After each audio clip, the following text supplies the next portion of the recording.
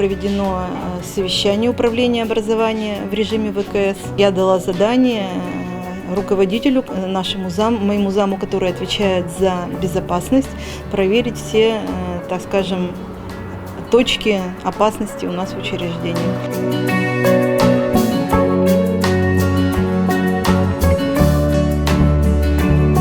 У нас имеется металлодетектор, у нас имеется турникет с пропускной системой учеников. У нас невозможно попасть в школу каким-то взрослым, даже родителям. Если происходит что-то уже экстраординарное, у нас имеется красная кнопка, так называемая. Росгвардия приезжает в течение 5 минут.